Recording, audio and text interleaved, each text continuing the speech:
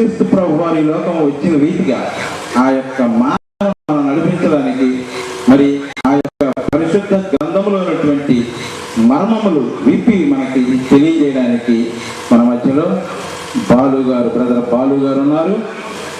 మరి వారికి సమయాన్ని అప్పగిస్తున్నాం.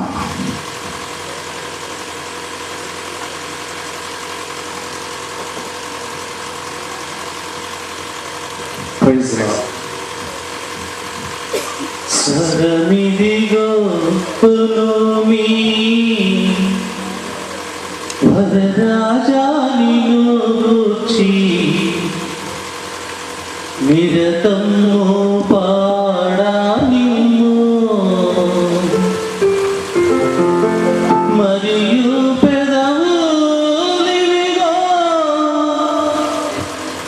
మహనీయమైనాని పరిశుద్ధాత్మతో పరిపూర్ణముగా నింపు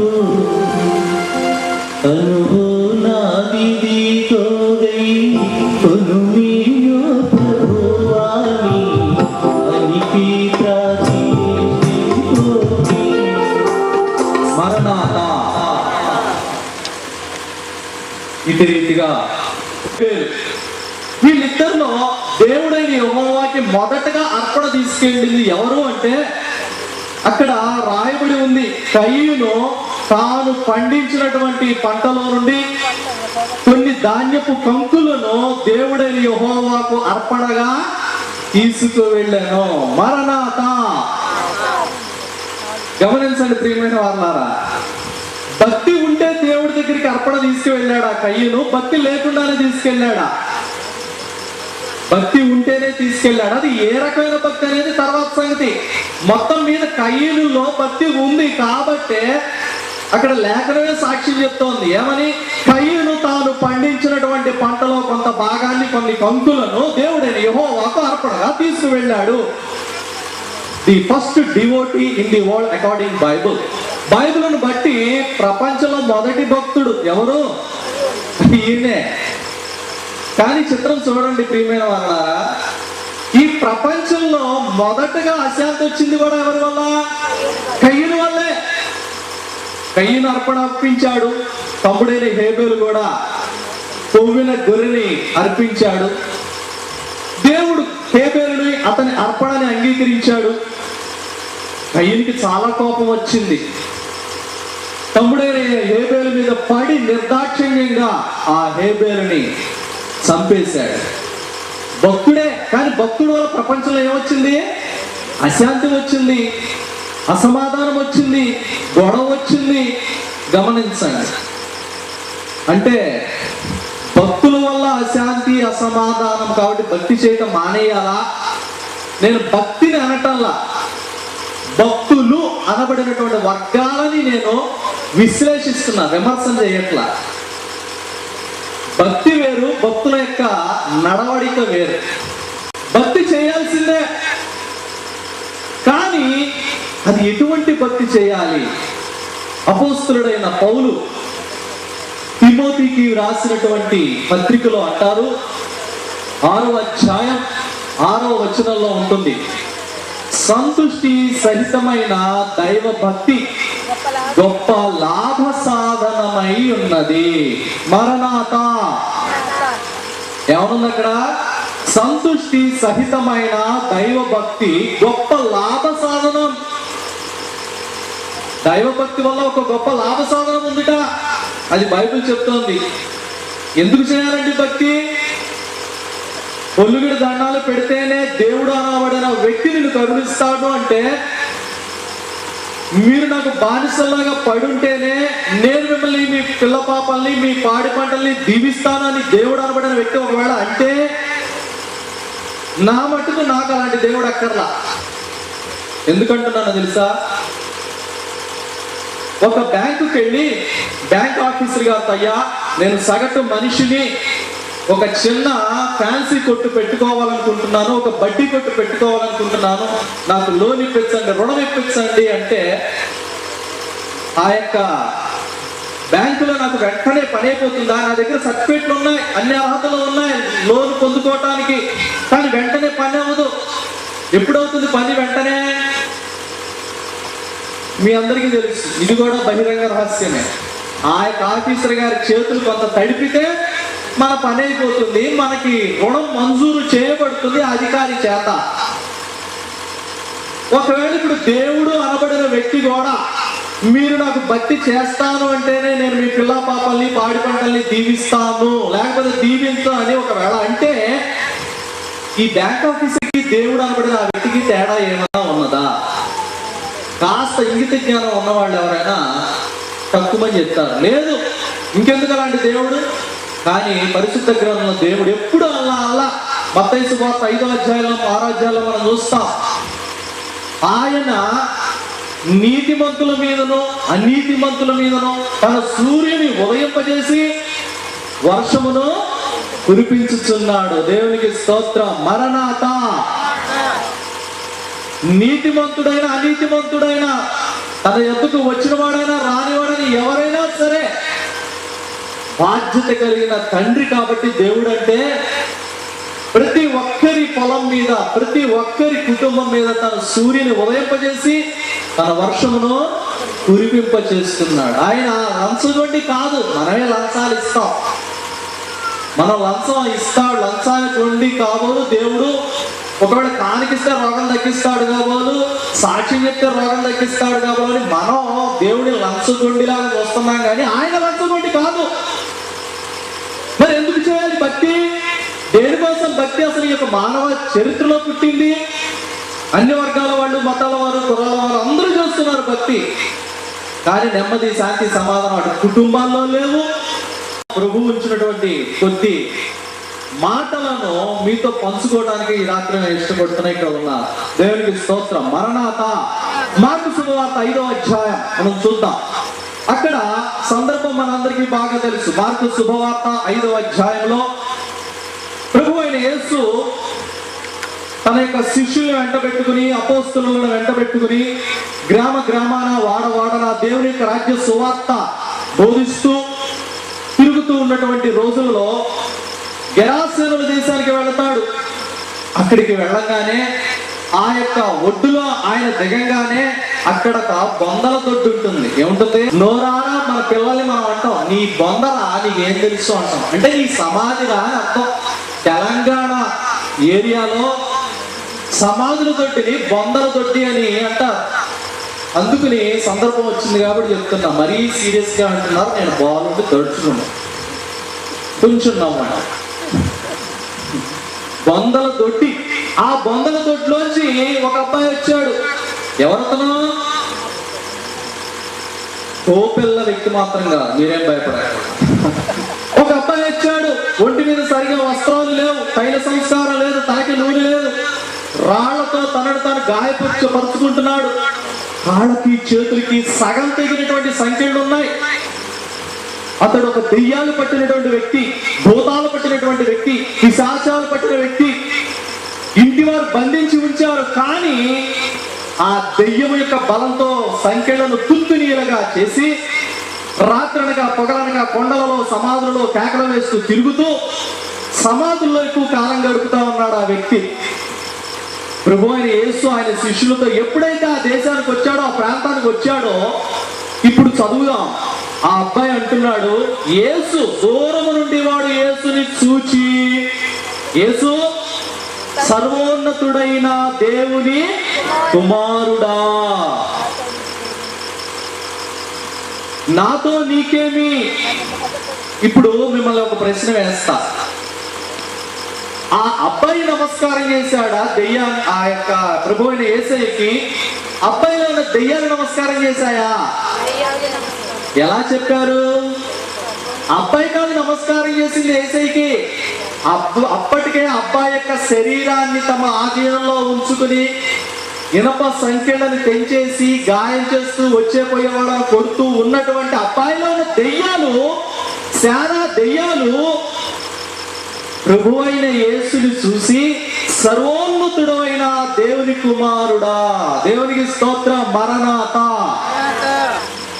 మనం కూడా వందనాలు చెప్తాం, మరణాత చెప్తాం. మనతో పాటు లైన్లోకి వచ్చేసింది ఎవరు? మీరే అన్నారుగా. ఎవరు చెప్పండి అమ్మా. ఓ కీర్తన పాడతారా? దెయ్యం. నీవు భక్తి చేస్తున్నావు, నేను భక్తి చేస్తున్నా. దెయ్యం కూడా ఏముంది? యేసు నీకు నమస్కారం. భక్తి చేస్తోంది కాబట్టి అది ఏం చేసింది? వందనాలు చెప్పింది. అది ఏ రకమైన భక్తి అనేది తర్వాత సంగతి మాట్లాడుతూ అమ్మా. అది కూడా భక్తి చేసింది. యేసుని చూడంగానే యేసుని దూరము నుండి చూచి నమస్కారము చేసి భక్తి చేసిన దెయ్యం. Point number 1. తర్వాత అంటోంది, నాతో నీకేమి? అయినా కానీ యేసయ్య నువ్వు వచ్చావు కాబట్టి ఇంకా మేము ఇబ్బందిలో ఉండటం కూడదు, వెళ్ళిపోతాం.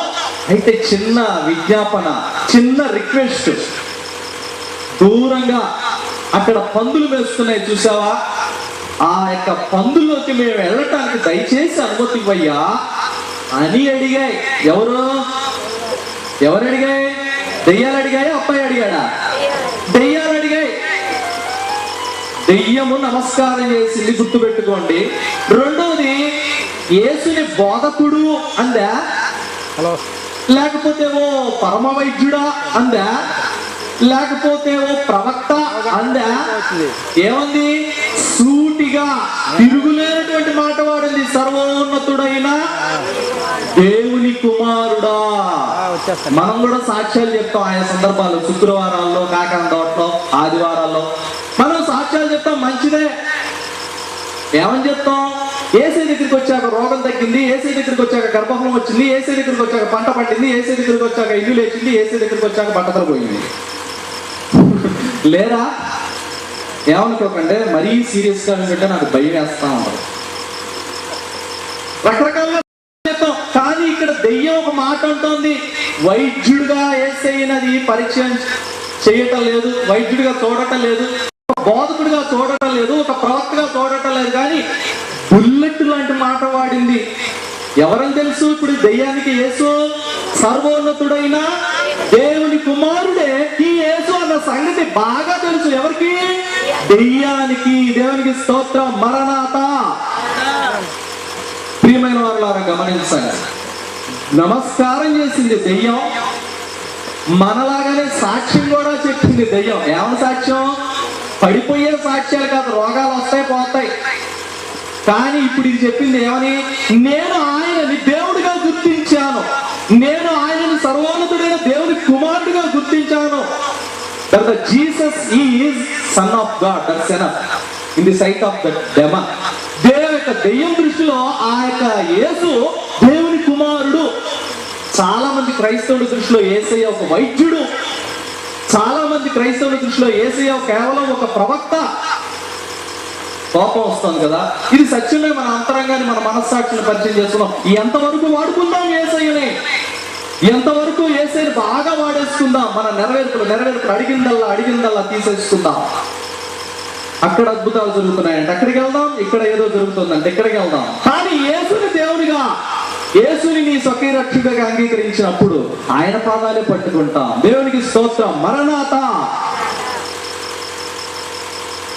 చివరికి ఏమన్నా దెయ్యాలు, ప్రభువా నువ్వు వచ్చావు కాబట్టి అబ్బాయిలో మేము ఉండ వెళ్ళిపోతాం. అయితే చిన్న విజ్ఞాపన, చిన్న రిక్వెస్ట్, మమ్మల్ని అప్పుడే పాతాళాన్ని మాత్రం పంపద్దయ్యా.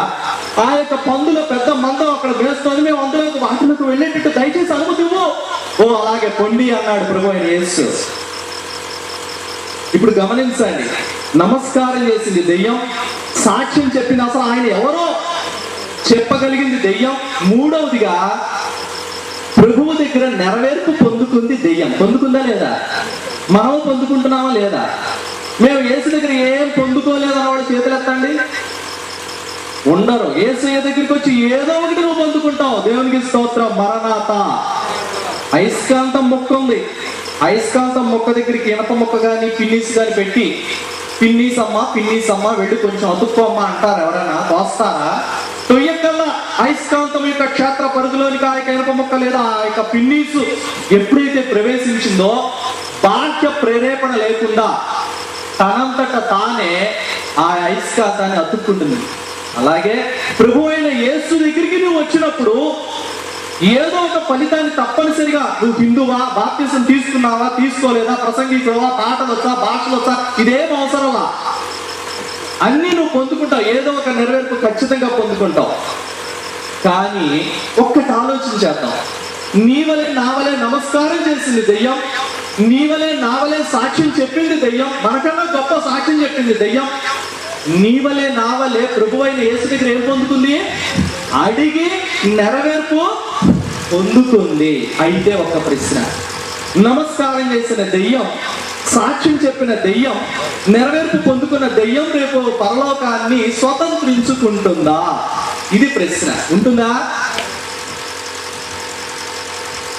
నన్ను దిద్దును చిన్న ప్రాయము సన్నుతుండదు నాయనా నేను వంచితుండానైతే నీ ప్రపంచమందు నాయనా నన్ను దిద్దును చిన్న ప్రాయము సన్నుతుండదు నాయనా.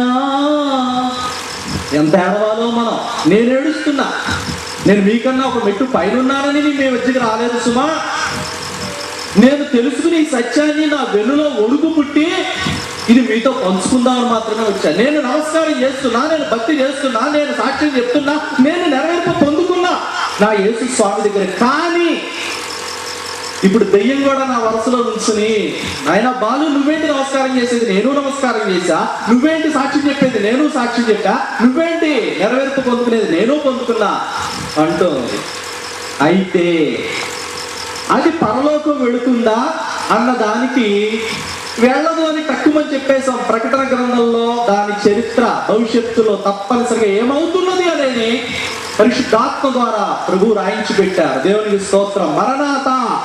కానీ ఈ రాత్రి నాకుగా నేను భయపడుతున్నాను.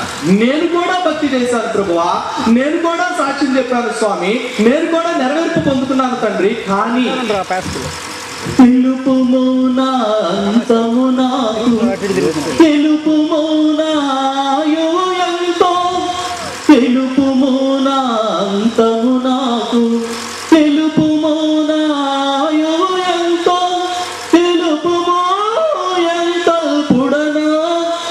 కీర్తనకారుడు అన్నాడు, తెలుపయ్యా నేను ఎంత అల్పుందో, నేనేదో అనుకుంటున్నా, నేను ప్రసంగికుడు అనుకుంటున్నా, నేను పాటగాడిని అనుకుంటున్నా, నేను భక్తి పరుని అనుకుంటున్నా, నేను సీనియర్ విశ్వాసం అనుకుంటున్నా, కానీ నేను ఎంత అనుకున్నా నాకు ఒక్కసారి తెలపవా. నేను భయపడుతున్నా. భక్తి చేయటం మంచిదే, నువ్వు చేసే భక్తి వల్ల కనీసం నీ కుటుంబంలో నెమ్మది ఉందా? యోబు అంటాడు, యోబు గ్రంథంలో ఒక మాట ఉంటుంది, నీ భక్తి నీకు ధైర్యం పుట్టింపదా. నిజంగా భక్తి చేసే వాళ్ళకి ఎప్పుడు ధైర్యం ఉంటుంది. ఎండలు ఎంతైనా కాయని ధైర్యమే. మా అత్తగారు అంటూ ఉంటుంది, దేవదాస గారి పట్టాన్ని గుమ్మానికి తగిలించి, అయ్యా ఆ పట్టం మాత్రం అల్లుడు గారు తీమాకండి, ఒకవేళ ఆ పట్టం తీస్తే అంట బయట నుంచి దెయ్యాలు లోపలికి వస్తాయంట. అమ్మా అత్తమ్మ తల్లి, ఎప్పుడు కూడా దేవదాసయ్య గారు కాదమ్మా ఆపేది, దేవుని యొక్క వాక్యం ప్రకారం నువ్వు నడుచుకుంటే, దేవుని యొక్క మాట ప్రకారం నువ్వు జీవిస్తే లోపలికి దెయ్యాలు రావు. సమాజ మందిరంలోకే వచ్చింది దెయ్యం. యేసయ్య ఎదురుకుండా ఛాలెంజ్ చేసింది, నమస్కారం చేసింది. అది కూడా ఇప్పుడు చూశాంగా. ఆయనలాగా నేను భక్తి చేయాలి, దేవదాసయ్యలాగా నేను భక్తి చేయాలి, దేవదాసయ్యలాగా నేను నిలువు మోకాళ్ళ మీద ఉండాలి, దేవదాసయ్యలాగా నేను కన్నీరు కాచాలి. అది నా ఛాలెంజ్. దేవునికి స్తోత్రం, మరణాత. ఆయన దిష్టి బొమ్మ కాదు మన గుమ్మాలకి తగిలించుకోవడానికి. ప్రభు క్షమించాలి, కొంచెం కఠినమైన మాట కదా, కోపం వస్తుంది, ఇంకోసారి పిలవకూడదు ఇలాంటి వాడు. ప్రియమైన వారులారా, భక్తి చేస్తున్నాం, కానీ నీవు నేను చేసే భక్తి గ్రామాల సంగతి పక్కన పెడదాం, మన వాడకట్టు సంగతి పక్కన పెడదాం, కనీసం మన కుటుంబాలకు ఏమైనా నెమ్మదిస్తోందా, సమాధానం ఇస్తోందా, శాంతిని ఇస్తోందా? ఏమి ఇవ్వట్లేదంటే నువ్వు చేసే భక్తిలో ఏదో లోపం ఉంది. బైబిల్ దానికి సమాధానం చెప్తోంది. సంతుష్టి సహితమైన దైవ భక్తి గొప్ప లాభ సాధనమై ఉన్నది. ఎలాంటి భక్తి చేయాలంట? సంతుష్టి సహితమైన, సంతోషంతో కూడిన భక్తి చేయి. ఇప్పుడు భక్తి చేసింది దయ్యం, చివరికి దాని అంతం ఏమిటి? నరకం. సాక్ష్యం చెప్పింది దయ్యం, దాని అంతం ఏమిటి? అగ్ని గుండం. నెరవేర్పు పొందుకుంది దయ్యం, దాని అంతం ఏంటి? యుగ యుగాలు సదాకాలం మాడిపోవటమే. నీవు నేను భక్తి చేస్తున్నావు, సాక్ష్యాలు చెప్తున్నావు, నెరవేర్పులు పొందుకుంటున్నావు, మంచిదే. ఈ భౌతిక దేహంలో శరీరమైన గుడారం విడిచిపెట్టేలోగా స్వస్థతలు వస్తాయి, పోతాయి, అనుకున్న పనులు అవుతాయి, అవ్వకపోతే ఇదంతా కూడా తీసి పక్కన పెట్టండి. నేను సంతుష్టి సహితమైన సంతోషంతో కూడినటువంటి నా యేసయ్య నన్ను చూసి సంతోషించేటువంటి భక్తి నేను చేస్తున్నానా? నాలో ఉన్న ప్రశ్న మీతో పంచుకుంటున్నాను, మిమ్మల్ని అనేంతటి వాడిని కాదు సుమా. మార్కు శుభవార్త 10వ అధ్యాయం 17వ వచనంలో చూస్తే ఇలా రాయబడి ఉంటుంది. ప్రభువైన యేసు ఆయన శిష్యులు కూడా తమ మానాన తాము వెళుతూ ఉంటారు. వెళుతూ ఉంటే అక్కడ ధనవంతుడైనటువంటి ఒక యువకుడు ప్రభువైన యేసును చూచి, దూరంలో ఉన్నటువంటి యేసయ్యను చూసి, యేసయ్య అని పిలవలా, అబ్బాయి నా దగ్గరికి రా, మోక్షాన్ని ఎలా పొందుకోవాలో నేను నీకు ఉపదేశిస్తాను. యేసు స్వామి పిలవలేదు సుమా. ఆ ధనవంతుడైన యువకుడే అంతరంగములో ప్రేరేపించబడిన వాడే యేసునాథుని దగ్గరికి వచ్చి మోకాళ్ళు ఊని, బోధకుడా, నేను నిత్య జీవాన్ని పొందుకోవాలంటే ఏం చేయాలయ్యా? ఎవరి దగ్గరికి రావాలో వాళ్ళ దగ్గరికి వచ్చాడు. దేవునికి స్తోత్రం, మరణాత. ఏది అడగాలో అదే అడిగాడు. దేవునికి స్తోత్రం, మరణాత. కానీ ఆ కింద వచ్చినల్లా ఉంటుంది, అతడు దుఃఖపడుచు, వ్యసనపడుచు వెనక్కి తిరిగి వెళ్ళిపోయాడు.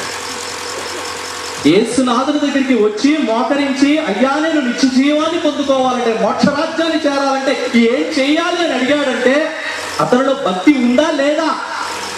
అది ఏ రకమైన భక్తి అనేది తర్వాత సంగతి. భక్తి ఉండబట్టే యేసయ్య దగ్గరికి వచ్చాడు, భక్తి ఉండబట్టే మోకరించాడు, భక్తి ఉండబట్టే ఏది అడగాలో అదే అడిగాడు, మంచిదే.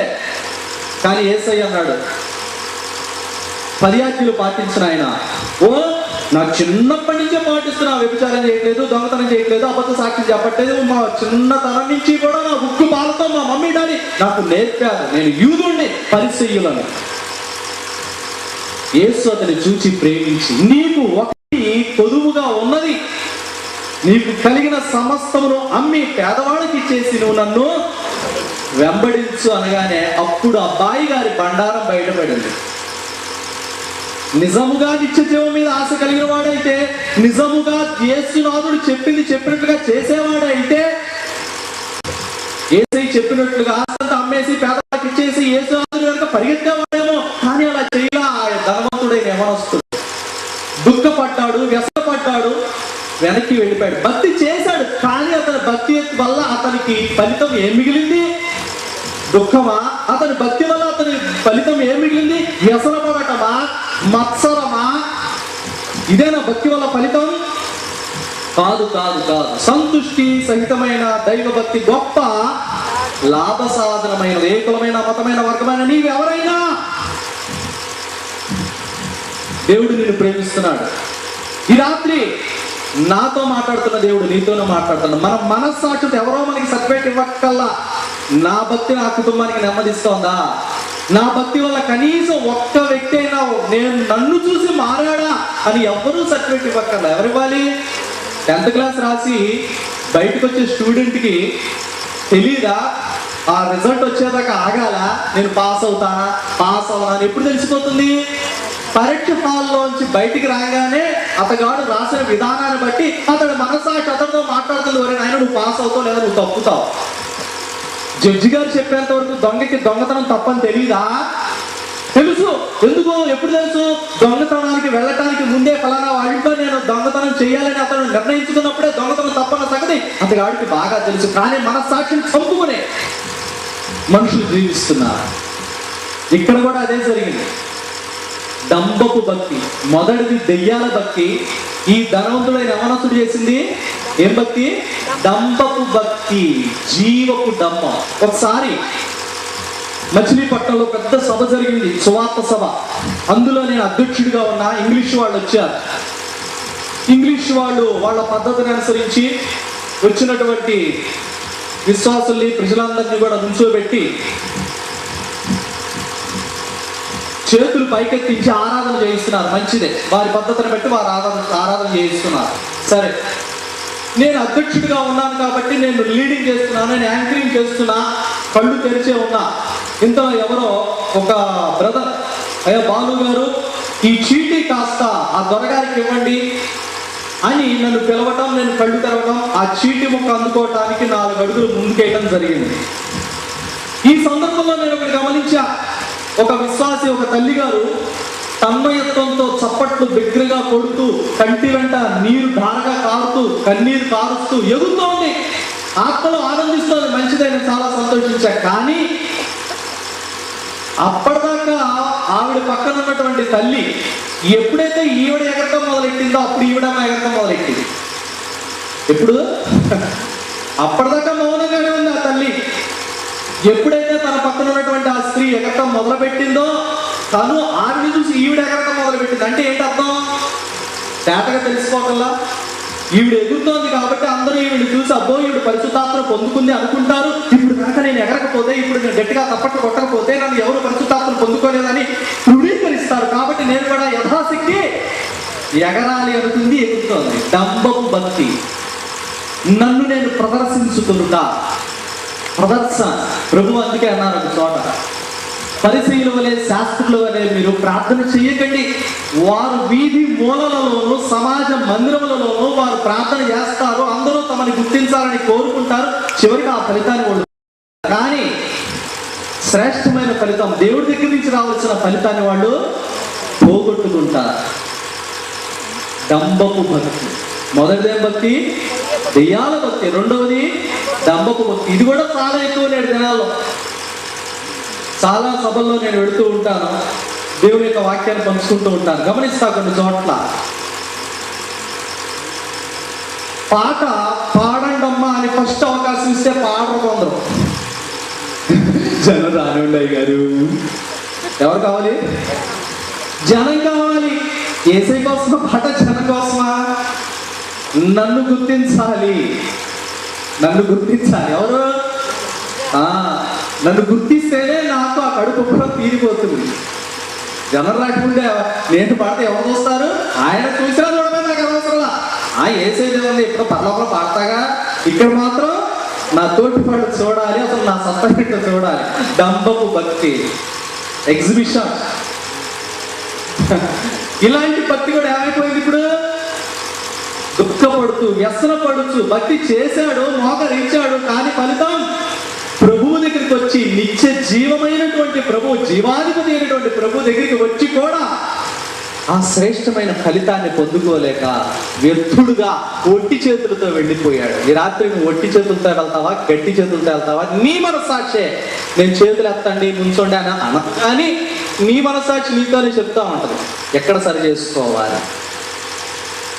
అలానే మరొకసారి లూకా శుభవార్త 10వ అధ్యాయం 38వ వచనంలో చూస్తే, ప్రభు అయిన యేసు ఆయన శిష్యులు మరల గ్రామాన దేవుని రాజ్య సువార్త ప్రకటన చేస్తా వెళ్తా ఉన్నారు. ఒక గ్రామానికి వెళ్ళారు. ఆ గ్రామంలో మార్తా, మరియా, లాజరు అనేటువంటి 3 తోడబుట్టిన వాళ్ళు ఉన్నారు. అక్కడ రాయబడి ఉన్న మాట ఏంటంటే, మార్త ఆయనను, యేసుని తన ఇంట చేర్చుకొనేను. భక్తి ఉంటే చేర్చుకుందా, భక్తి లేకపోతే చేర్చుకుందా? మార్తమ్మ భక్తి ఉంది కాబట్టి, యేసయ్యా ఓడ మా ఇంట్లో కూటం పెట్టయ్యా, ప్రార్థన కూడిగా పెట్టయ్యా అని యేసునాథుడిని పిలిచి తన ఇంట చేర్చుకుంది మార్తమ్మ. మరియా యేసయ్య పాదాల దగ్గర కూర్చుని సన్నిధి పరులాగా చక్కగా కూర్చుంది. దేవునికి స్తోత్రం. మరణాత అనండి, అదన్నా మరణాత, ప్రైజ్ లార్డ్. ఇంతలో మార్తమ్మ గారు వచ్చేసింది. గరిటితో వచ్చిందని నేను అనుకుంటా. దులిపేసింది. దానికంటే చంటికి తెలీదు, నువ్వు 4 చోట్ల తిరిగావు, నీకన్నా తెలియదు కయ్యా బోధకుడా, నేను ఒక్కదాన్నే ఇంటిలో ఉప్పు లేకపోయినా చెమటేసన్నా వండుకున్నాను, సంటి దాన్ని కూర్చోబెట్టుకుని కబుర్లు పెడతావా అని దులిపేసింది. ఎవరిని? యేసయ్యని. ఇంటికి చేర్చుకుంది ఆవిడే, కూటం పెట్టండి స్వామి అన్నది ఆవిడే, భక్తి చేసింది ఆవిడే, కానీ ధుమధుమలాడిపోతుంది ఆవిడే. చాలా మంది స్త్రీలు ఒక్కొక్కసారి, స్త్రీలేంట పురుషులు అందరూ కూడా, అయ్యా మా యవన బిడ్డలు మారాలి, మీ ఆయన గారికి మొన్న ఉపవాస కుడుకుల్లో ఎవరన్నా పెట్టారమ్మా? ఆయనే పెట్టుకున్నాడు. అదేంటమ్మా నువ్వు పెట్టుకున్నా, నువ్వు పెట్టాలిగా. అయ్యా నేను ఎలా పెట్టి నేను ప్రార్థన చేస్తా, ఆయన ఆత్మరక్షణ పొందాలి, ఆయన రక్షణ పొందాలంటే నేను ప్రార్థన చెయ్యాలి. అప్ప ఆయన అడిగాడు. ఏమే కొంచెం అన్నం పెట్టవే. అన్నం అంటే అన్నం అర్ధరాత్రి బాబా ఈ ఆత్మ రక్షించండి బాబా. రక్షణ వస్తుందా ఆత్మకి? వస్తుందా చెప్పండి? రాదు. తన బాధ్యతను తాను విస్మరించిన బట్టి ఇలాంటి వల్ల ఎంత ఏడ్చినా రాదు. తిమోతితోనే పౌలు గారు ఒక మాట అంటాడు, స్త్రీలు గృహ పరిపాలన, యవన స్త్రీలు వివాహము చేసుకుని బిడ్డలను కానీ గృహ పరిపాలన అడ్మినిస్ట్రేషన్ డిపార్ట్మెంట్ అమ్మా మీది. అందుకే ఇప్పుడు మనకి ఎవరున్నారు? రెవెన్యూనా హోమ్ డిపార్ట్మెంట్ లేడీసే కదా. దేవుడికి కూడా తెలుసు, అందుకే ఆ మాట ఇచ్చాడు. గృహ పరిపాలన అంతా ఎవరికి ఇచ్చాడు? స్త్రీలకి. ఆయన వచ్చినప్పుడు ఎంత పని ఉన్నా, నువ్వు ఉపవాసంలో ఉన్నా, నువ్వు బడి కట్టుకున్నా, నువ్వు తెల్లజరగకున్నా, నువ్వు తలస్నానం చేసినా ఏం అనుకోకండి. జ్ఞానవంతురాలు తన ఇల్లు పక్కిల్లు కట్టదు, మన ఇల్లు కట్టుకో. ఆయన వచ్చేగానే ప్రేమతో ఒక ముద్ద అన్నం పెట్టు, తర్వాత ప్రార్థన చేయి, అప్పుడు చర్చిగా మొన్న వస్తాడు. ప్రార్థన చేస్తాడు తెలియట్లా, అయ్యా రాత రక్షించయ్యా అని ఎన్ని ఖర్చీపులు పిండినా అన్నం పెట్టకపోతే వేసే కూడా ఇలా బుర్ర కొట్టుకుంటా ఉంటాడు. నేనేం చెయ్యాలి కదా. హడావిడి భక్తి. ఏం భక్తిది? మొదటిది దెయ్యాల భక్తి, రెండవది డంబము, జీవపు డంబం, నన్ను నలుగురు గుర్తించాలి, నాకు పేరు రావాలి అనే భక్తి, మూడవది హడావిడి భక్తి. ఈ మూడు గమనించండి. కయ్యనుతో సహా. కయ్యను భక్తి చేశాడు, శాపం పొందుకున్నాడు, శపించబడ్డాడు, వ్యసనపడ్డాడు. దెయ్యం భక్తి పొందుకుంది, నరకాగ్నికి లోనైంది. మార్తమ్మ గారు భక్తి చేశారు, ధనవంతుడైన యువకుడు భక్తి చేశాడు, సర్వోన్నతుడైన దేవుడికి భక్తి చేశారు. కానీ ఫలితం వాళ్ళు పొందుకోవాల. మరి ఏంటి దీనికి మార్గం? ఏమిటి మాది? ఆ సంతుష్టి సహితమైన భక్తి వల్ల వచ్చే లాభం ఏంటి? భాసిల్లెను సిలువలో పాప క్షమా, యేసు ప్రభో నీ దివ్య క్షమా. భాసిల్లెను సిలువలో పాప క్షమా, కలువరిలో నా పాపము పంచి సిలువకు నిన్ను ఆహుతి చేసే. కలువరిలో నా పాపము పంచి సిలువకు నిన్ను ఆహుతి చేసే. కలుషహరా కరుణించితివి, కలుషహరా కరుణించితివి, భాసిల్లెను సిలువలో పాప క్షమా. దేవునికి స్తోత్రం. మరణాత అనాలి మీరు, మరణాత. మాదిరి అసలు భక్తి ఎందుకు చేయాలి, భక్తి ఎలా చేయాలని మానవ జాతికి నేర్పిన మహనీయుడు దమ్మున్న దేవుడు నజరేయుడైన యేసు. దేవునికి స్తోత్రం. మరణాత. ఎలా నేర్పాడు ఆయన? ఏం నేర్పాడు? యెషయా గ్రంథం 53వ అధ్యాయం 11వ వచనం చూద్దాం. యెషయా గ్రంథము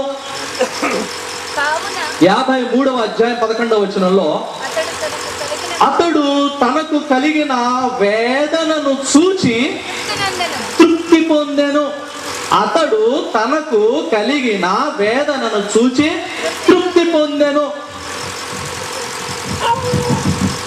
ఇందిరమ్మ ఇల్లుకి డబ్బు శాంక్షన్ అయితే నాకు మీకు అందరికీ తృప్తిగా ఉంటుంది. స్పందన వాడు రేపు వచ్చేస్తానమ్మా అని మనతో అనగానే మనకి తృప్తిగా ఉంటుంది, మన గమ్మం ఎక్కకుండా.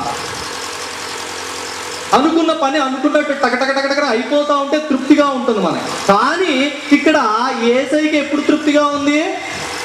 తనకు కలిగిన వేదనను చూచి అతడు తృప్తి పొందును. అతడు ఎవరు? ప్రభువైన యేసు గురించి కొన్ని వందల సంవత్సరాలకు మునిపే యెషయా అనేటువంటి భక్తుడి ద్వారా ప్రభువు సెలవిచ్చిన మాట. తనకు కలిగిన వేదన చూసి తృప్తి పొందినటువంటి ఒకే ఒక మానవుడు మానవ జాతి చరిత్రలో నజరేయుడైన యేసు ఒక్కడే. దేవునికి స్తోత్రం. మరణాత. ఎలా వచ్చింది? ఎవరైనా వేదనలో కష్టంలో తృప్తి పొందుతారా? పొందుతారా? అది సాధ్యమే. అసలు భక్తి చేయటం వల్ల వచ్చే లాభం అదే. ఇదేంటి, భక్తి చేస్తే కష్టాల్లో కూడా తృప్తిగా ఉండడం ఇదేనా? అవును. భక్తి చేయని నాస్తికులు అనబడే వాళ్ళు ఉన్నారు ప్రపంచంలో. అసలు దేవుడే లేడు, ఏదో ఒక మహా సైన్స్ వల్ల ఒక శక్తి వల్ల ఈ ప్రపంచం అంతా కూడా గ్రహాలు నక్షత్రాలు కూడా నడుస్తున్నాయి, ప్రతిదీ కూడా సైన్సే. దేవుడు ఎక్కడున్నాడు, దెయ్యం ఎక్కడుంది అనేటువంటి ఒక వర్గం హేతువాదులు అంటారు వాళ్ళని, నాస్తికులు అంటారు వాళ్ళని. వాళ్ళు ఉన్నారు, వాళ్ళు కార్లు మేళ్ళు సంపాదించుకోవట్లేదా, వాళ్ళు ఆరోగ్యాలుగా ఉండట్లేదా, వాళ్ళు కూడా నెరవేర్పులు పొందుకోవట్లేదు, యేసు దగ్గరికి రాకుండానే, ఏ గుండు కొట్టించుకోకుండానే. ఆలోచన చేయండి, ఇంగిత జ్ఞానానికి పదులు పెట్టండి. దేవుడు లేడు అన్న వాళ్ళకి ఆస్తులు ఉన్నాయి, దేవుడు ఉన్నాడు అన్న వాళ్ళకి ఆస్తులు ఉన్నాయి. మనకేంటి గొప్ప? భక్తి వల్ల ఆస్తి సంపాదించడం కాదు సుమా భక్తి. మన భక్తి యొక్క పరమావధి ఆస్తి సంపాదన కాదు. మన భక్తి యొక్క లక్ష్యం స్వస్థత పొందుకోవటం కాదు. మన భక్తి యొక్క లక్ష్యం శ్రేష్టమైనటువంటి ఈ భూమి మీద అనుభవించడం కాదు, రకరకాల సుఖాలు అనుభవించడం కాదు. భక్తి యొక్క లక్ష్యం మానవ జాతి చరిత్రలో భక్తి ఎందుకు చేయాలో చూపించిన నరమానవుడు, దైవమానవుడు అంటున్నాడు. కష్టాలలో కూడా తృప్తిగా ఎలా ఉండాలో నేర్పేది భక్తి. శ్రమలలో కూడా చిరునవ్వుతో ఎదుటివాళ్ళని క్షమించడం ఎలాగో చూపించేది భక్తి. యోహాను శుభవార్త 14వ అధ్యాయం 27వ వచనం ముగిచ్చేసుకుందాం. యోహాను శుభవార్త 14వ అధ్యాయం 27వ వచనంలో ప్రభు అయిన యేసు తన శిష్యులను ఉద్దేశించి అంటున్నటువంటి శ్రేష్టమైనటువంటి మాటను మనం అక్కడ చూస్తాం. శాంతిని మీకు ఇచ్చుచున్నాను, నా శాంతినే మీకు ఇచ్చుచున్నాను, ఈ లోకము ఇచ్చినట్లుగా కాదు, నా శాంతినే మీకు ఇస్తున్నాను. ఇప్పుడు మిమ్మల్ని ఒక ప్రశ్న వేస్తా, సమాధానం చెప్పిన వాళ్ళకి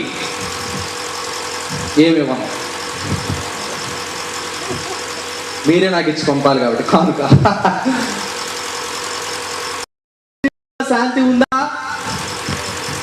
యేసయ్య జీవితంలో శాంతి ఉందా? ముగిచ్చేస్తున్నా త్వరలోనే, చెప్పాలి. డౌట్ కదా? మీలో బాప్తిసాలు తీసుకున్న వాళ్ళు ఎంతమంది? చేతులు ఎత్తండి, చేతులు ఎత్తండి. పర్లా, ఏం పర్లా, అందరికీ అన్నీ తెలియవు. నేను నేర్చుకుంటున్నాను, మీరు నేర్చుకుంటాను, ఏం సిగ్గుపడక్కర్లా. నేను నేర్చుకుంటున్నాను, నాకు తెలిసింది మీతో పంచుకుంటున్నాను, ఏం బోధించట్లేదు సుమా.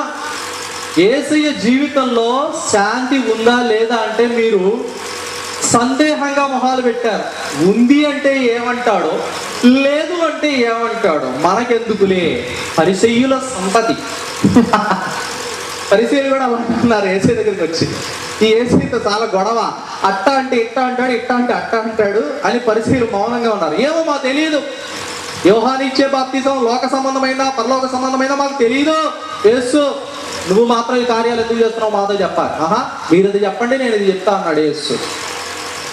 యేసు జీవితంలో శాంతి ఉందా లేదా అంటే చాలా మంది చెప్తారు చిన్నప్పటి నుంచి కడుపులో, వాళ్ళ మమ్మీ కడుపులో ఉన్న దగ్గర నుంచి కష్టాలే కదండి. ఆయన భూమి మీద పడిన దగ్గర నుంచి చీత్కారాలు, అసహ్యమైన మాటలే కదండి. ఒట్టడు అన్నారు, ఎవరికి పుట్టాడో తెలియదు అన్నారు, చెడ్డ మాటలు ఎలా అన్నారు, మొహం మీద ఉమ్మేశారు. అబ్బబ్బబ్బబ్బ ఎన్ని కష్టాలండి. ఎక్కడుందండి యేసయ్య జీవితంలో శాంతి? నీకు పెరుగు, కరడు కట్టిన పెరుగు గట్ట ఇవ్వలేకపోవచ్చు, కానీ తోడు చుక్కగా నీకేం ఇవ్వగలగాలి? మజ్జిగ చుక్క, నీళ్ళ మజ్జిగ చుక్కన్నా ఇవ్వగలగాలి. ఇప్పుడు ఆలోచన చేయండి, యేసు దగ్గర శాంతి లేకపోతే ఈ మీటింగులు వ్యర్థం. యేసు దగ్గర శాంతి లేకపోతే నీవు నేను బాప్తిసం తీసుకునేది వ్యర్థం. యేసు దగ్గర శాంతి లేకపోతే నా ఈ ప్రకటన వ్యర్థం. కానీ యేసయ్య దగ్గర శాంతి ఉన్నది, ఖచ్చితంగా ఉంది. నమ్మిన వారిని కాదనవనియు, నెమ్మది నొసగడి నా ప్రభుడవని, నమ్మిన వారిని కాదనవనియు. ఆయన దగ్గర శాంతి ఎంత కావాలంటే అంత ఉంది, తరుగు అనేది లేదు. నీకెంత కావాలో అంత ఇస్తాడు. మా ఊళ్ళో మచిలీపట్నం సముద్రం ఉంది, నేను చెంచా తీసుకెళ్ళా, ఎన్ని నీళ్ళు తెచ్చుకోవచ్చు? సముద్రం దగ్గరికి నేను చెంచా తీసుకెళ్ళా, ఎన్ని నీళ్ళు వస్తాయి? చెంచానే వస్తాయి. గ్లాసు తీసుకెళ్తే గ్లాస్ వస్తాయి, కుండ తీసుకెళ్తే కుండలు వస్తాయి, పెద్ద ట్యాంక్ తీసుకెళ్తే ట్యాంక్ నిండా వస్తాయి. యేసయ్య దగ్గర కూడా అనంతమైన శాంతి ఉంది. నీకు ఎంత కావాలంట ఆయన అంత ఇస్తాడు. అందుకే అన్నాడు, ఛాలెంజ్గా అన్నాడు, నా శాంతిని మీకు ఇస్తున్నాను, ఈ లోకం ఇచ్చినట్లుగా కాదు. అదేంటి మళ్ళీ మెలికి పెట్టాడు. ఈ లోకంలో కూడా శాంతి అనబడేది ఉందా? ఉన్నది. శాంతి అనబడేది, సుఖం అనబడేది, సంతోషం అనబడేది ఈ లోకంలో బాగా ఉంది. రేపు రాబోయే క్రిస్మస్కి మీ శ్రీవారు మీకు చందన బ్రదర్స్ నుంచి ఒక మంచి పట్టు చీర కొన్నారు. మీ హృదయం శాంతిగా ఉంటుందా, అశాంతిగా ఉంటుందా? చెప్పండి. చాలా శాంతిగా ఉంటుంది. చాలా నాళ్ళకి చందన బ్రదర్స్ వారి కంచి పట్టు చీర నేను కొనుక్కున్నాను, మా ఆయన గారు కొనిపెట్టారు. ఎంత శాంతి. పొరిగింటి అమ్మ వచ్చి, వదిన పక్కూళ్ళలో మీటింగ్ పెట్టారు, ఇట్టా వెళ్ళి అట్టా వస్తావు, ఒకసారి మనం చూపించావే పట్టు చీర, అది ఇస్తావా అంటే ఇప్పుడు నీలో శాంతి ఉంటుందా? ఉండదు గాక ఉండదు. ఎందుకు ఉండదు? ఇందాక శాంతి, అబ్బో ఎంత శాంతో పట్టు చీర వస్తుంది. ఇప్పుడు ఆ శాంతి ఏమైపోయింది? అందుకన్నాడు యేసయ్య, ఈ లోకం ఇచ్చినట్లుగా కాదు. ఈ లోకంలో శాంతి అనబడేది, సుఖము అనబడేది, సంతోషం అనబడేది ఉంది, కానీ అది నిన్ను తిరిగి తిరిగి తిరిగి దుఃఖంలోకి, మరణంలోకి నడిపిస్తుంది. పనంతా చేస్తారు కష్టపడి తల్లులు. ఎవరు ఎందుకు? మా పాస్టమ్ గారే. అమ్మా ఏంటి సీరియల్ పెట్టామంటే, ఏం లేదండి హిందీ నేర్చుకుంటున్నాను అంట. ఆవిడ చూసేది హిందీ సీరియల్, మీరు తెలుగుగా చూస్తున్నారు. ఆవిడ ఒక మెట్టు ఎక్కువదండి. ఎందుకప్పా అంటే, ఇప్పుడే పని చేసి కూర్చున్నా, సీరియల్ కూడా చూడండి, హిందీ సీరియల్ అదో శాంతి. కొద్దిసేపు ఓ 100 రూపాయలు జోబులో ఉన్నాయి, ఆ 100 అయ్యేదాకా, 100 ఖర్చు అయిపోయేదాకా అదొక శాంతి. ఈ లోకం ఇచ్చినట్లుగా నేను మీకు ఇవ్వటం లేదు సుమా నా పిల్లలారా, నా శాంతిని. ఇంతకీ ఆయన జీవితంలో శాంతి ఎలా ఉందో తెలుసుకుందాం. సిలువలో మొట్టమొదటి మాట ఏం పలికారు? తండ్రి వీరేమి చేయుచున్నారో వీరు ఎరుగురు, వీరిని క్షమించు. ప్రభువా, వీళ్ళు పరదాల కింద చెప్పులు పెట్టుకునే వాక్యం వింటున్నారు, వీళ్ళని క్షమించు అని నేను అన్నట్టుగా. చెప్పులు పోతాయని పరదాల కింద పెడతారు కొంతమంది. భలే కనిపెట్టేశా కదా, ఈసారి పిలవకండి. ఆయన అంటున్నాడు, తండ్రి ఈ ఉమ్మి వేసిన వారు, ఈ ముళ్ళ కిరీటం పెట్టిన వారు, కాళ్ళలో చేతిలో మేకులు కొట్టిన వారు ఉన్నారు చూసావా డాడీ, వీళ్ళు ఏమి చేయుచున్నారు, వీళ్ళు ఎరుగురయ్యా, వీళ్ళని క్షమించయ్యా. అబ్బా, ఆయన అంతరంగంలో కడుపు నిండుగా ఎంత శాంతి ఉందో. శాంతి ఉండబట్టి క్షమించగలిగాడా? శాంతి లేకపోతే క్షమించాడా? మీరు నాకు చెప్పండి. ఆయన అంతరంగం నిండా శాంతే. మరి ఇందాక శాంతి లేదని ఎందుకు అనుకున్నాం? పై కష్టాలు చూసి. అందుకే ప్రభు అన్నారు, వెలి చూపును బట్టి తీర్పు తీర్చకండి. నేను తెల్లటి వస్త్రాలు వేసి, సిలువమాల వేసి హల్లెలూయా అన్న, కాషాయ వస్త్రాలు ధరించి తులసిమాల వేసి హరే రామ హరే కృష్ణ అన్న, ఆకుపత్రాలు వేసి ఇంకేదో చేసి యా అల్లాహ్ అన్న, చుట్టూ ఉన్నవాడు అనుకుంటారు ఈయన క్రైస్తవుడు, ఆయన ముస్లిము, ఈయన హిందువు అని. కానీ ఆయన వీడు విక్సాక్షన్ 500 అని ఆయన చెప్తాడు. ఆయన చూసేది ఏంటి? బయట సరుకు కాదు, లోపల సరుకు. కానీ మనం చూసేది ఏంటి? బయట సరుకు. తెల్ల బట్టలు వేస్తే మంచోళ్ళు, జీన్స్ ప్యాంటు టీ షర్ట్ వేస్తే రౌడీ, పోకిరీ కుర్రాడు. కానీ ఆ పోకిరీ కుర్రాడు రేపు పొద్దున హతసాక్షులు అవుతారు. ఆమేన్, దేవునికి స్తోత్రం. అందుకు ప్రభు అంటున్నారు, నా శాంతిని మీకు ఇస్తాను. ఎక్కడ అనుభవించాడు శాంతి? సిలువలో. ఉమ్మి వేసినప్పుడు, ముళ్ళ కిరీటం పెట్టినప్పుడు, కాళ్ళలో చేతిలో మేకులు కొట్టినప్పుడు, అనరాని మాటలు అంటున్నప్పుడు కూడా ఆయన శాంతిని అనుభవించాడు. అనుకూల పరిస్థితుల్లో మనం శాంతిని అనుభవిస్తాం, అన్నీ మనకు అనుకూలంగా ఉంటే శాంతిని అనుభవిస్తాం. కానీ యేసు తనకు కలిగిన వేదనను చూచి తృప్తి పొందిన. భక్తి యొక్క పరమ అవధి, భక్తి యొక్క లక్ష్యం, అసలు భక్తి ఎందుకు చేయాలి, భక్తి వల్ల వచ్చే లాభం ఏమిటి? ఒక్కటే, తృప్తి, తృప్తి, తృప్తి. కొంతమంది ఉంటారు, చిటికేస్తే 10 మంది వచ్చే పలుకుబడి ఉంటుంది, వాళ్ళకి మంచి హోదా ఉంటుంది, కాళ్ళు మేళ్ళు అన్నీ ఉంటాయి, ఉండడం తప్పు కాదు. అబ్రహాము ధనవంతుడు, ఇస్సాకు ధనవంతుడు, యాకోబు ధనవంతుడు, దేవుని బిడ్డలందరూ ధనవంతులే. కానీ అన్నీ ఉండి తృప్తి లేదనుకోండి. 0 ఉంది, 0కి విలువ ఉందా? లేదు. 0 పక్కన 1, 2, 3 అంటే ఆ 0కి విలువ వస్తుంది. ఏది ఉన్నా లేకపోయినా మన జీవితాల్లో తృప్తి అనేది మనం నేర్చుకోవాలంటే యేసే దగ్గరికి రావాలి. దేవునికి స్తోత్రం. మరణాత. నేడు దినాన చాలా మంది యేసే దగ్గరికి వస్తున్నారు, మంచిదే, తప్పేం కాదు. కానీ నేను అంటాను ఖచ్చితంగా మొహమాటం లేకుండా, స్వస్థతలు వస్తాయి, రాకపోతాయి, అనుకున్న పనులు అవుతాయి, అవ్వకపోతాయి. ఏది జరిగినా ఏది జరగకపోయినా నీకు తృప్తి నేర్పాలంటే జీవితంలో అనుకున్న సమయాల్లో, ప్రతికూల సమయాల్లో తృప్తిగా జీవితాన్ని నువ్వు కొనసాగించాలంటే నీకు నేర్పేటువంటి మానవుడు, పురుషోత్తముడు, దైవ మానవుడు ఒక నజరేయుడు యేసు. ఆయన దగ్గరికి అందుకురా, తృప్తి అంటే ఎంత నేర్పుతాడు. దేవునికి స్తోత్రం. అదే సంతుష్టి సహితమైన దైవ భక్తి గొప్ప లాభ సాధనమై ఉన్నది. కాబట్టి ప్రియమైన వారలారా, దేవుని ప్రజలారా, ఈ రాత్రి ఆత్మ పరిశీలన చేసుకున్నాం. భక్తి స్పీడ్గా చేసుకుంటూ వెళ్ళిపోతున్నాం. నేను చేసే భక్తి వల్ల కనీసం నా ఇంటోళ్ళకి ఏమైనా నెమ్మది ఉందా? నేను చేసే భక్తి వల్ల నా సంఘంలో ఏదైనా ఒక ఉజ్జీవం వస్తా ఉందా? నేను చేసే భక్తి వల్ల ఈ వాడకట్లో ఒక కదలిక వచ్చిందా అని ప్రశ్న నా మటుకు నేను వేసుకుంటున్నా. ఇంకా దేవుడి సన్నిధిలో ఏడుస్తున్నా, నన్ను చూసి ఇంకొకళ్ళు మారాలి. అదే నేను చేసే భక్తి. కాబట్టి ఎందుకు? సిలువలో నేరస్తుడు ఈయన భక్తిని చూసే మారాడు. ఏంటి ఈయన ఉమ్మేశారు, అన్ని మాటలు అంటున్నారు, ఇంకా వీళ్ళని క్షమించమంటాడేంటి? రాబోయే మెస్సీయే ఖచ్చితంగా ఈయనలో శాంతి ఉంది. యేసు, నీ రాజ్యంతో వచ్చేటప్పుడు నన్ను జ్ఞాపకం చేసుకోవా? ప్రార్థన చేసుకున్నాం. అందరూ లేచి నిలబడండి. కనులు మూసుకుని ఒక్క 2 నిమిషాలు భక్తి చేస్తున్నాం. అనేక రీతులుగా భక్తి చేస్తున్నాం, మంచిదే. మన కులాలు వేరు కావచ్చు, మతాలు వేరు కావచ్చు, కానీ నరుని ఆత్మ యెహోవా పెట్టిన దీపం అని పరిశుద్ధ గ్రంథం చెప్తోంది. భగవద్గీత ఆత్మ ఉందని చెప్తోంది. ఖురానీ షరీఫ్ ఆత్మ ఉందని చెప్తోంది. కానీ ఆత్మ కలిగిన మానవుడికి కష్టాలలో కూడా ఎలా నెమ్మదిగా జీవించవచ్చు నేర్పింది ఎవరు? ఒక్కసారి ఆత్మ పరిశీలన చేసుకున్నాం. ఒకవేళ తృప్తి లేకపోతే, నువ్వు చేసే భక్తి వల్ల నీకు నెమ్మది లేకపోతే, మంచి మార్గము లేదు నాలో, మరణ పాత్రుడా నాయనా. మంచి మార్గము లేదు నాలో, మరణ పాత్రుడా నాయనా. నేను వంచితుండా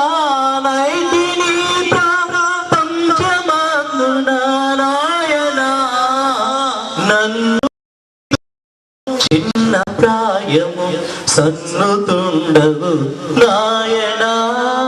ప్రభువా, నన్ను దిద్దండి అయ్యా. భక్తి అంటే కేవలం స్వస్థతల కోసం పరిగెత్తడం అనుకుంటున్నాను, క్షమించు, నన్ను దిద్దు. భక్తి అంటే ఏదో నీ దగ్గర అడిగినవన్నీ పొందేసుకోవడం అనుకున్నా, దయతో నన్ను క్షమించు. భక్తి చేసిన కయ్యను నెమ్మది లేకుండా చనిపోయాడు. భక్తి చేసినటువంటి దెయ్యం నరకాగ్నికి వెళుతోంది. భక్తి చేసిన మార్తమ్మ, ధనవంతుడైన యువకుడు వ్యసనపడ్డారు, మత్సరపడ్డారు, నెమ్మదిని పొందు సాధన. ఆ గొప్ప లాభం ఏదో కాదు, అది ధనధాన్యాలు కాదు. ధనధాన్యాలు ఉండడం తప్పని బైబిల్ చెప్పదల్లా, కానీ గొప్ప లాభ సాధనం భక్తి వల్ల ఒకటి తృప్తి. అది ఆచరించి మాదిరి చూపించిన మహనీయుడా, ఓ నజరేయుడు యేసు, ఈ రాత్రి నన్ను సంధించు, ఈ రాత్రి నన్ను దీవించు. ఈ భక్తి జీవితంలో నేను పరుగు పందెంలో ఉన్నాను ప్రభా, స్పీడ్ గా వెళ్ళిపోతున్నాను, ఈ యొక్క యాంత్రిక యుగంలో నన్ను క్షమించు. అమ్మా, నీవు ఉత్తమమైన దాన్ని నేర్పడుతున్నావు. ఎంత తృప్తితో కూర్చుందో తల్లి. పౌలు అంటున్నాడు, అన్న వస్త్రములు కలిగిన వారమై తృప్తి పొందుదుము. ప్రభా, ప్రేమ తండ్రి, అటువంటి తృప్తి ఏదైతే ఉందో అది నీ భక్తి వల్ల నా యొద్దకు రండి, నేను మీకు విశ్రాంతి మనస్సు కలిగిన వాడను, నా యొద్ద నేర్చుకోండి. ఆయన నేర్పేది ఒకటే సుమా, తృప్తిగా ఉండటం. ఎలా? జీవితంలో ప్రతికూల పరిస్థితుల్లో, ఏసీ గదుల్లో కాదు సుమా, అనుకున్నప్పుడు కూడా తృప్తిగా ఎలా ఉండాలో నేర్పేటువంటి శ్రేష్టమైనటువంటి దైవ మానవుడు నజరేయుడైన యేసు. ప్రేమ పరలోకపు తండ్రి, యేసు నామములో అడిగి ప్రార్థించి వేడుకొనిచున్నాము తండ్రి, ఆమేన్, ఆమేన్. ఈ అవకాశం ఇచ్చిన త్రియేక దేవునికి వందనాలు.